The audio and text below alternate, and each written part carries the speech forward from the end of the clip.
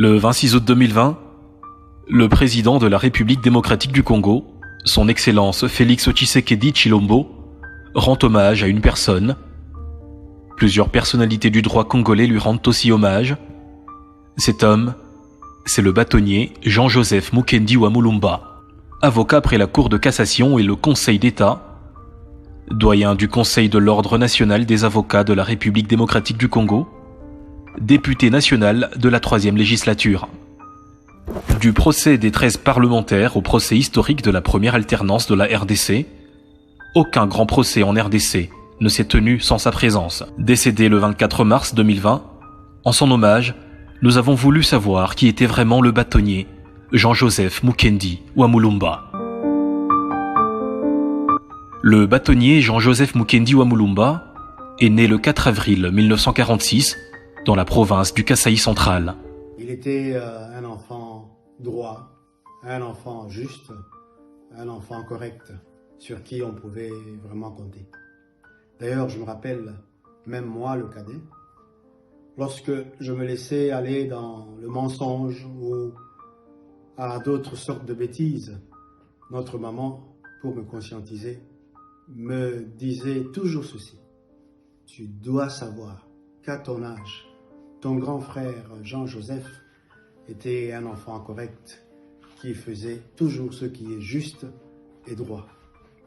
Pas étonnant que des années plus tard, tout gens se soient lancés dans les études de droit afin de faire carrière dans le domaine de la justice. En fait, il y avait, à l'époque de l'indépendance, il y avait plusieurs écoles. Il y avait des écoles pour les indigènes, les enfants d'indigènes, et puis il y avait des écoles pour les enfants des évolués. Évoluer, ça veut dire quoi? Évoluer à l'époque des indépendances, là, les évolués, c'était les personnes qui travaillaient avec les Blancs, qui parlaient français. C'était beaucoup plus ça, en fait. Donc, si tu travaillais, si tu étais même un travailleur de maison, il était considéré comme un évolué. Un commis de bureau de l'administration était considéré comme des évolués. Alors, leurs enfants, ils avaient aussi des écoles spéciales pour les évoluer, tu vois.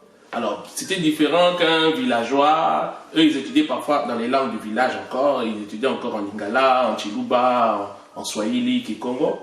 Mais les enfants d'évoluer étudiaient en français, tu vois. Alors, ce qui fait qu'il y avait des collèges pour filles évoluées et lycée plutôt. Lycée pour les filles évoluées et collège pour les garçons évolués. D'abord, premier collège pour garçons évolués, je crois de Kamponde, je crois. Et puis après, à un moment donné, son père, il était commis de bureau à la poste. On lui a muté pour le Rwanda au Burundi. À l'époque, la capitale était Usumbura, qui est devenue aujourd'hui Bujumbura. Il a travaillé aussi à la poste là-bas.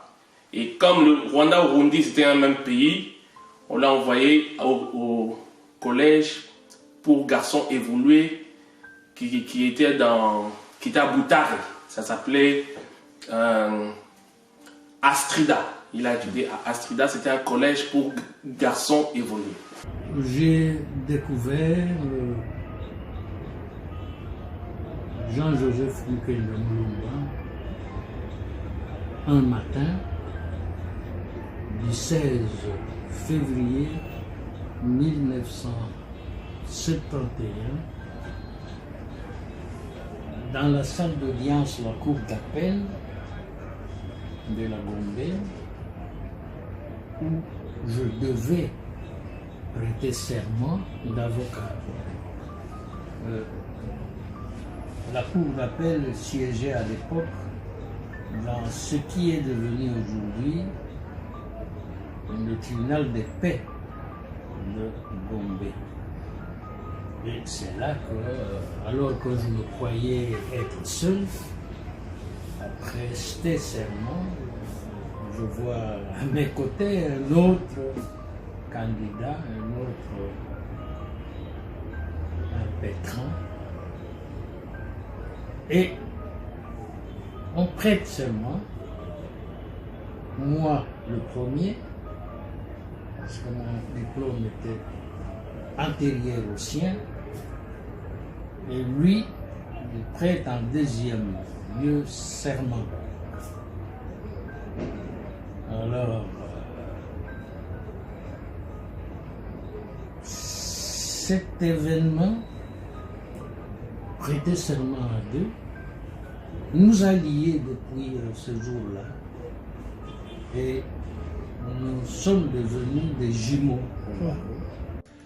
Mon père, le bâtonnier Mukendi wa Mulumba, d'heureuse mémoire, a commencé sa carrière en 1971. Parce qu'il a eu, il travaillait chez Maître Nas à l'époque. Maître Nas lui a cédé son cabinet ensemble avec Maître Lokwa Iloaloma, d'heureuse mémoire. Et c'est par là qu'ils ont commencé leur carrière des avocats. Alors, qu'est-ce qu'un bâtonnier? Un bâtonnier, c'est un homme intègre. Un bâtonnier, c'est un homme qui a été choisi par ses collègues avocats pour les représenter au niveau de l'Ordre national des avocats. Et Maître Mukendi avait toutes ces qualités, pour représenter les avocats et devenir bâtonnier à l'époque. Le risque qu'il a pris de sa carrière, en fait, c'était en défendant les 13 parlementaires de l'UDPS. Bon, le procès de 13 parlementaires est l'un des procès qui lui a posé beaucoup de problèmes parce qu'il était en même temps bâtonnier. Et à l'époque, le président Mobutu avait donné des injonctions. Alors, en tant que bâtonnier, s'opposer aux injonctions du président de la République de l'époque Mobutu était vraiment comme une flagrance. J'ai fait sa connaissance, j'étais encore toute petite. Je l'ai mieux côtoyé quand je suis entrée au barreau en 1982. Quelques mois après ma prestation de serment, le cabinet m'a chargé du dossier des 13 parlementaires puisque mes patrons de stage étaient belges. On a travaillé avec le bâtonnier Mukendi pour la défense des 13 parlementaires et il était le chef d'orchestre pour la défense. Lorsque le jour du procès, nous nous trouvions à la cour de sûreté de l'État au bâtiment A109, nos clients sont arrivés à bord d'un véhicule. On les a déposés sur la cour et lorsque la cour a appelé les prévenus à la barre, eux étaient dehors. Nous avons d'abord, avec le bâtonnier Mukendi, soulevé l'irrégularité de la composition puisque siégé comme ministère public, le procureur général de la République qui est déjà décédé et qui n'avait pas une injonction du ministre ou commissaire d'État à l'époque de la justice. Cette exception a été prise en délibéré sur le banc et après quelques minutes, la Cour s'est déclarée compétente, donc composée régulièrement et apte à recevoir le jugement. Et nous avons fait donc informer les clients qui ont dit que pour eux, cette histoire-là ne valait pas la peine qu'ils entrent dans la salle. Et malgré les menaces des membres des services de sécurité qui étaient dans la salle et des militaires, puisque le public n'avait pas accès à la salle, le bâtonnier Mukendi a courageusement demandé à la cour de constater que nos clients n'étaient pas présents dans la salle et qu'on ne pouvait pas se déclarer saisis à leur endroit. L'audience a été suspendue. Ils sont partis jusqu'à la Cour suprême de justice pour chercher une jurisprudence qu'ils n'ont pas trouvée, puisqu'il y avait le dossier Manzikala qui a eu la même situation, mais le tribunal à l'époque avait déclaré. Donc le jugement n'était pas contradictoire à l'égard de Manzikala. Revenu bredouille, les membres de la Cour ont informé le président Mobutu.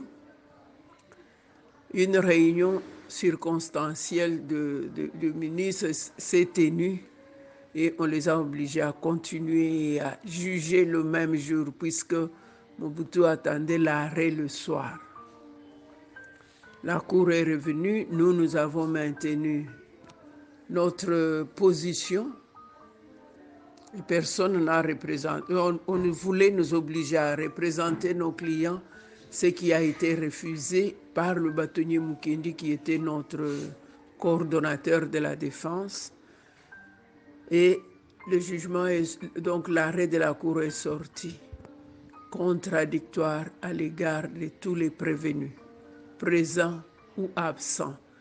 Et parmi les absents, il y avait même ceux qui étaient dans leur village.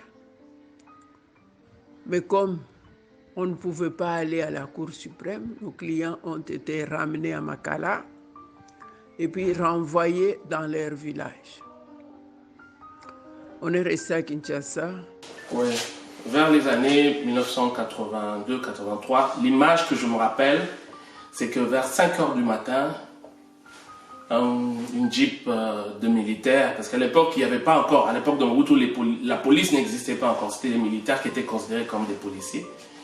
Ils débarquent à 4h, 5h du matin, ils forcent la porte, tous les enfants alertés, on embarque notre père, on lui emmène, et nous les enfants, on était là en train de pleurer, la maman et le papa, on le prend et on le met au coffre de la voiture vers 5h du matin, vers une destination inconnue.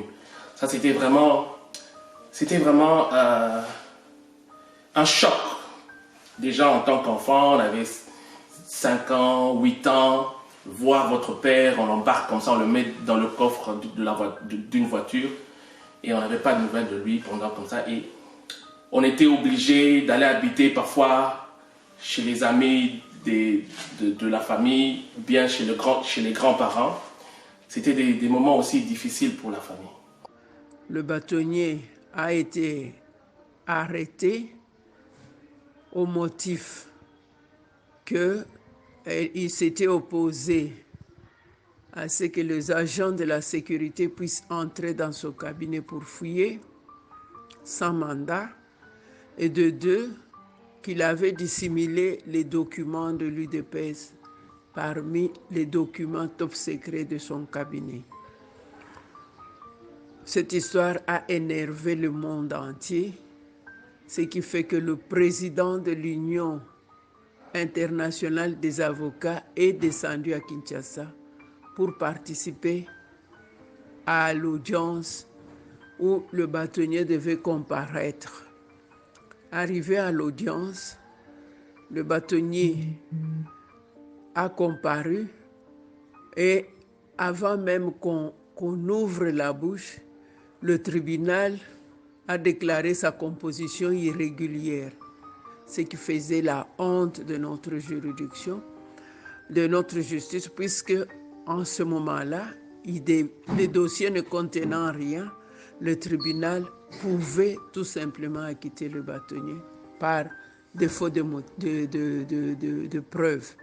Mais il n'y avait rien au dossier. Mais ce que nous avons compris est que les juges avaient peur de la répression de la machine de M. Mobutu, sa machine répressive de la sécurité et sa machine répressive de l'armée. Le bâtonnier est resté en prison et après quelques mois, on a voulu le libérer. Il s'y est opposé jusqu'à ce que le barreau, donc le conseil de l'ordre, est descendu pour le supplier pour qu'il puisse quitter la prison. Et il a voulu qu'on lui notifie le jugement rendu Ainsi, il pouvait sortir. Si je fais ce témoignage, c'est pour montrer la hauteur de cette personne que nous avons perdue. Son niveau intellectuel, son niveau de probité morale, son niveau de professionnalisme et sa connaissance du droit. C'est une grande perte et moi, c'était mon mentor, c'était mon maître, c'était mon modèle. Et juste après le procès de 13 parlementaires, je sais que sa carrière a vraiment eu un coup de poing, parce qu'il a perdu beaucoup de clients dans son cabinet. En fait, il était devenu comme une peste. Personne ne voulait s'approcher à quelqu'un qui est proche d'Étienne Tshisekedi. Que je prends ce jour congé du mouvement populaire de la Révolution pour lui permettre de se choisir un nouveau chef devant conduire.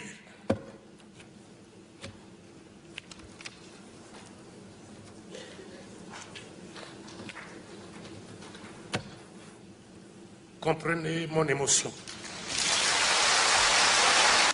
Bon, il faut dire que Maître Jean-Joseph Mukendi wa Mulumba a intégré l'UDPS d'une manière, c'était officieux, parce que à l'époque c'était vraiment très mal vu, c'était considéré comme une folie d'appartenir à un parti qui s'appelle l'UDPS. Alors ce qui fait que nous, en tant qu'enfants, nous n'étions pas au courant. Mais il y avait des réunions secrètes qui se passaient juste après le procès de 13 parlementaires. Il y avait des réunions secrètes qui se passaient.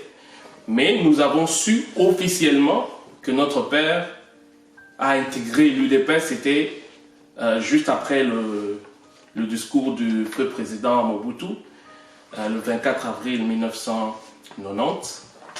Et là, officiellement, notre père est venu nous donner la nouvelle qu'il intégrait l'UDPS. De ce fait, Mukendi wa Mulumba s'est trouvé à l'avant-plan de la défense des faibles en politique, de la défense plutôt des opposants, pour ne pas dire des faibles, parce que les opposants sont, à ce que je sache, plus virulents que ceux qui sont au pouvoir. Alors donc, c'est dans ce cadre que Mukendi wa Mulumba s'est révélé. Il s'est révélé défenseur infatigable de martyrs, si vous voulez, ou des martyrisés. Donc depuis le début de carrière de mon père en 1971, la situation de droits de l'homme au Congo, depuis Zaïre jusqu'au Congo, n'avait pas tellement évolué. Vous vous rappelez de l'assassinat de Floribert Chebeya. Il y a eu un grand procès en 2011 et Maître Jean-Joseph Mukendi était parmi les avocats qui défendaient la partie Floribert Chebeya contre la République démocratique du Congo. Ouais, il faut dire aussi que ce procès, il était personnellement touché parce que Floribert Chebeya était aussi un défenseur des droits de l'homme. C'est pour cela que Maître Jean-Joseph Mukendi s'est impliqué corps et âme. Il ne s'est pas seulement impliqué pour ce procès Floribert Chebeya, il y a eu aussi le procès de Vital Kamerhe avec Wivine Moleka, le procès de l'ancien gouverneur de Katanga, Moïse Katumbi. Il s'est vraiment impliqué corps et âme et ces procès, il les a tous gagnés. 16, nous avons fermement condamné les actes qui ont été commis à la permanence de l'UDPS. L'UDPS a perdu beaucoup de ses combattants.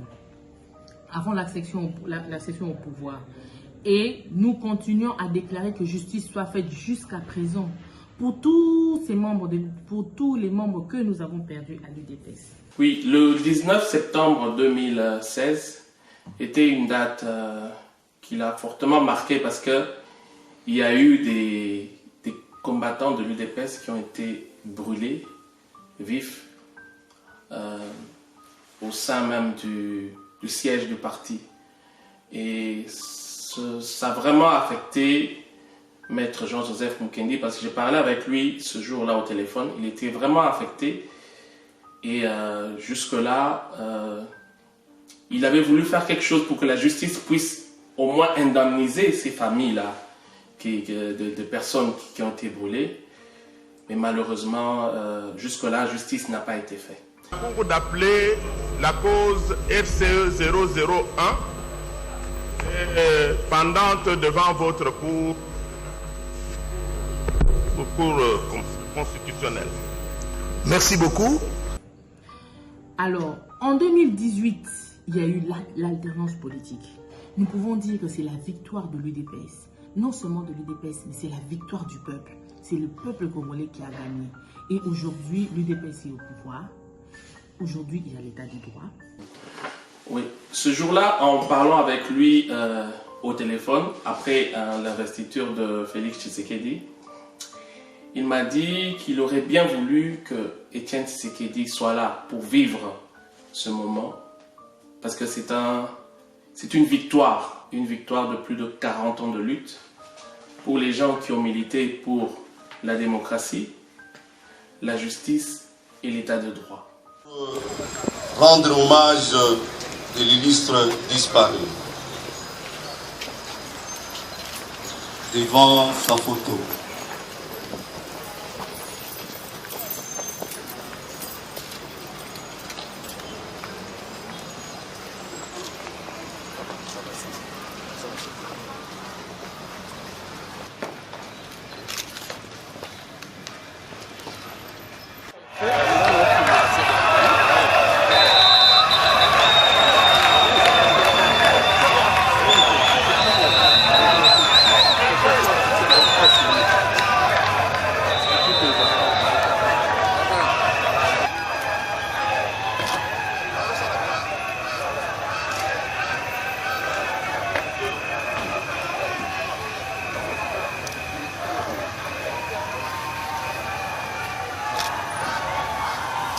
Reste là.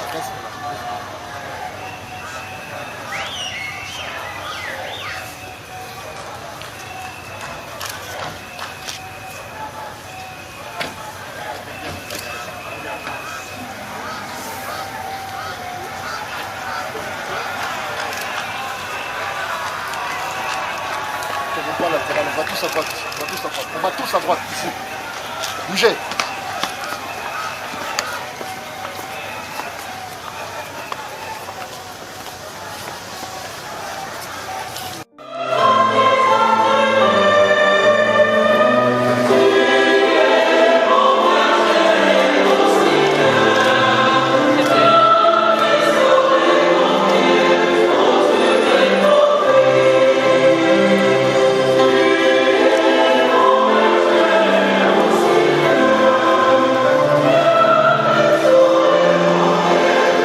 Toujours que derrière un grand homme, il y a toujours une grande dame.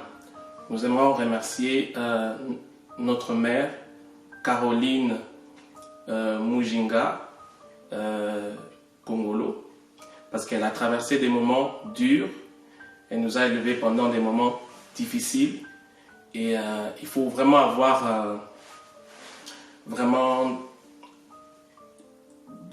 un grand cœur et de l'espoir pour pouvoir avoir vécu tous ces moments-là difficiles. Et au nom de tous les enfants, nous remercions et nous sommes vraiment reconnaissants envers notre mère.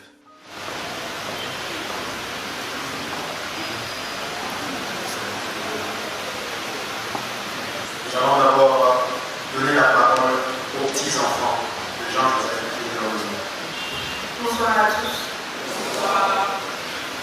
En ce jour, la communauté scientifique et les forces vives se sont rassemblées pour rendre un dernier hommage au bâtonnier Jean-Joseph Mukini-Wa Lumumba, notre grand-père. Nous aurions aimé avoir les connaissances nécessaires et les termes adéquats pour compléter tout ce qui a déjà été dit sur sa grande carrière d'avocat, défenseur de causes justes et des droits de l'homme. Mais ce n'est pas le cas. De ce fait, nous ne pouvons vous parler que de Kaku Papa. Pas du bâtonnier, pas du défenseur des droits de l'homme, pas du combattant de l'UDPS, mais de Kaku Papa. J'arrive déjà à voir son visage, l'étonnement causé par ce surnom assez singulier. Pourtant, aussi singulier pouvait-il être, ce surnom représentait bien ce que Kaku Papa était pour nous. Notre Kaku, qui veut dire grand-père en Chiluba. Cependant, Kaku est utilisé pour la grand-mère comme pour le grand-père. Ainsi, le premier petit-fils a spontanément opté pour Kaku Papa. Kaku Papa était aussi ce sage qui nous accompagnait dans nos vies globales. Nous transmettait la tradition, nous partageait ses valeurs chrétiennes, mais aussi celui qui nous aidait à gérer les conflits intergénérationnels. Par sa manière d'être, Kaku Papa, comme l'appelait justement, était un homme formidable. Il était personnel. Parmi toutes ces qualités, nous retenons de lui sa volonté. Il était particulièrement convivial et partageait la plupart des dimanches autour d'un manche capital. Il nous apportait tellement de joie et quand ça n'allait pas, il avait toujours l'attitude et la formule juste pour nous remonter le moral. La vie à ses côtés était agréable car sa joie de vivre était contagieuse. Une chose est sûre, c'est que nous gardons toujours le sourire afin de notre sa mémoire. Au sein de la famille Mukini, que retiendront les petits enfants de leur grand-père? Pour nous, il était simplement notre papa, ce modèle que chacun rêve d'incarner, un homme de valeur, quasi irréprochable. Il s'est dévoué corps et âme à la conservation de la cohésion familiale. Il incarnait fièrement son rôle de patriarche, de par son charisme et son élégance innée. Papa Maria, son dernier surnom, il lui fut donné de par son étroite proximité avec le représentant de l'Église. Pour finir, je dirais, les grands hommes ne meurent jamais, il fut la valeur au cœur. Kaku Papa était un fervent chrétien. Il avait une relation particulière avec son Dieu. Les vertus des Saintes Écritures guidaient sa conduite au point qu'il était une personne presque réprochable à l'image de Christ. Il a été une personne d'une tempérance hors du commun et d'une sérénité exceptionnelle face aux aléas de la vie. Il s'est activement consacré à l'œuvre du Seigneur en dirigeant plusieurs mouvements charismatiques d'intercession. Il a également participé à la construction de l'église Christ-Roi Chinamba à Mbujimayi, dont les travaux sont à l'étape finale. Kaku Papa aimait une citation du philosophe, le père Delabre de Charma, qui dit « La plupart du temps, on n'ose pas en parler car ça nous gêne, ça nous coupe.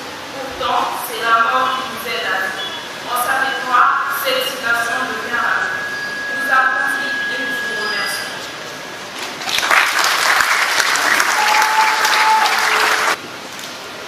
Thank you all for honoring my grandfather. Thank you for your presence. God bless you. Maître Mukendi, mon papa, était un homme qui aimait son pays, qui aimait sa famille, qui aimait son métier, qui aimait ses enfants et qui aimait Dieu. Maître Mukendi nous a appris à vivre dans la simplicité, à apprécier les petits gestes, apprécier la vie de tous les jours. À Dieu toute la gloire. L'homme que nous célébrons aujourd'hui, pour d'autres c'est un ami, d'autres un collègue, mais pour nous c'est un père. Lorsqu'à l'âge de 9 ans, je me suis retrouvée orpheline, il s'est élevé comme un père pour moi et pour mes frères et sœurs. Et ce rôle, il a joué avec joie, avec amour, toujours avec une parole encourageante, toujours avec des mots de bénédiction. Lorsque je pense à la façon dont il nous a quittés, j'ai vite compris que c'est la façon dont il voulait vraiment nous quitter. C'est-à-dire d'une façon vraiment simple, parce que c'est un homme simple, qui ne voulait pas trop d'honneur. Et je remercie le Seigneur pour l'avoir eu comme père. Jean-Joseph, je me souviendrai de lui comme d'un humaniste surtout, d'un juriste, mais surtout d'un humaniste. Jamais, jamais, il n'a été loin du peuple congolais. C'était sa préoccupation majeure. Je regrette qu'il soit parti à l'improviste et si rapidement, parce qu'il avait tant à apporter au changement qui a lieu actuellement avec le président Félix Tshisekedi Tshilombo. Nous devions l'année prochaine, c'est-à-dire le 16 février, fêter nos 50 ans de barreau à deux. Et je serai, si j'y arrive, je serai seul. Le cabinet Mukendi wa Mulumba existe et nous continuons ses œuvres. Maître Mukendi wa Mulumba était là aussi pour les plus démunis. Il était là pour les orphelins, pour les veufs et tous ceux qui n'avaient pas assez d'argent pour aller en justice. Il les défendait. Et jusque-là, je vous assure que le cabinet continue ses œuvres. Ouais, nous avons tenu à faire ce documentaire aussi pour inspirer les jeunes avocats, les jeunes politiciens aussi, que dans la vie, il est important d'avoir des idéaux, d'avoir un objectif. Le bâtonnier Mukendi, dans sa carrière, il ne suivait pas seulement l'argent, parce que pour lui, l'importance, c'était ce qu'on appelle en lingala kibomoto. Donc ce n'est pas parce que tu as de l'argent, que tu as des belles voitures, que tu as des belles maisons, que tu es important. On peut te respecter par rapport à tes convictions, par rapport à tes objectifs et par rapport à ta façon de voir la vie. Depuis maintenant 50 ans, le nom de Jean-Joseph Mukendi wa Mulumba est attribué à la justice sociale, au choix du bonheur du peuple par rapport au bonheur personnel et la défense du droit du petit peuple. Et nous pouvons vous garantir que dans les prochaines 50 années, la famille Mukendi continuera à militer pour l'état de droit et la justice. Le cabinet Maître Mukendi continuera l'œuvre de Maître Jean-Joseph Mukendi à travers Maître Rose Mukendi, à travers Maître Yvette Mukendi, Maître Patrick Mukendi, Maître Marguerite Margot Mukendi et moi-même, Colon Mukendi et Junior Mukendi, nous militerons pour l'état de droit et le bonheur du petit peuple. La justice élève une nation et la famille Mukendi fera partie de ceux qui vont élever la RDC.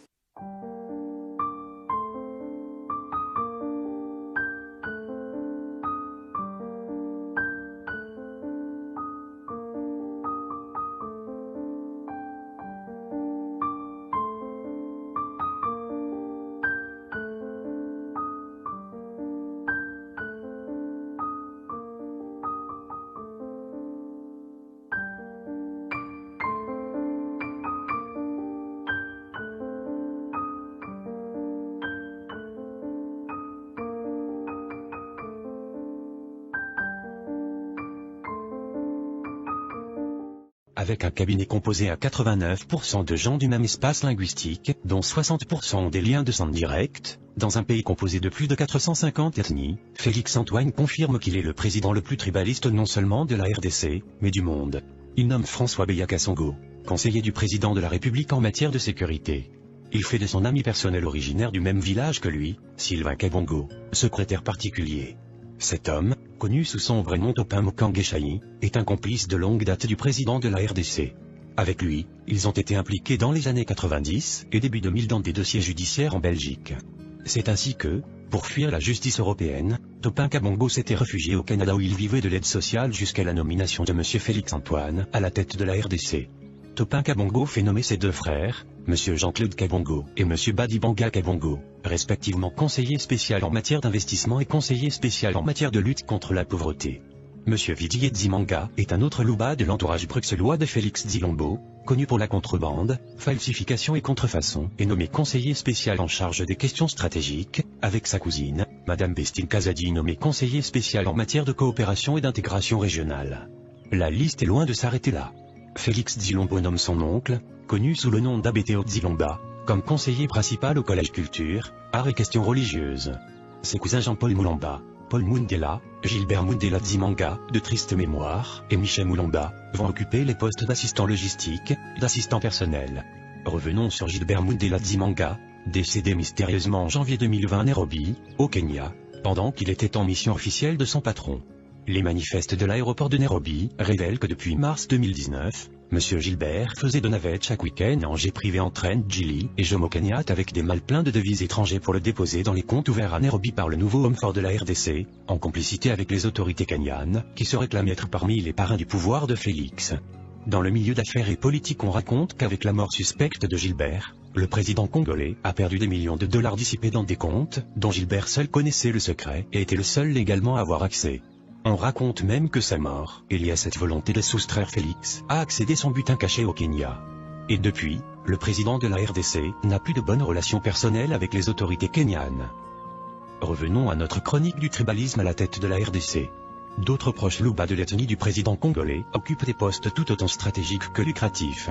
Alexandre Kayebé sera nommé conseiller spécial en matière d'infrastructure. Roger Kamba va laisser sa pratique médicale en pédiatrie au Canada pour devenir conseiller spécial en charge de couverture des maladies universelles. Monsieur Marcel Kaloubidzi Mankanda deviendra conseiller principal au Collège des relations avec les institutions, services et organismes publics. Le sulfureux Marcelin Bilomba est nommé conseiller principal au Collège économie et finances. Le cousin de Félix Ambroise Gazambou Mokinei est porté à la tête du déconseiller en charge de planification, agriculture, pêche et élevage. Le collège infrastructure sera confié à David Mukeba Kalangé. Madame Kalilouda prendra le collège urbanisme et environnement. Le président congolais ne s'arrête pas là. Décidément, il veut donner une santé financière à sa famille biologique aux dépens des finances de la République. Il fait de Patrick Poilivu-Abeya et de Nicolas Kazadi ses ambassadeurs itinérants.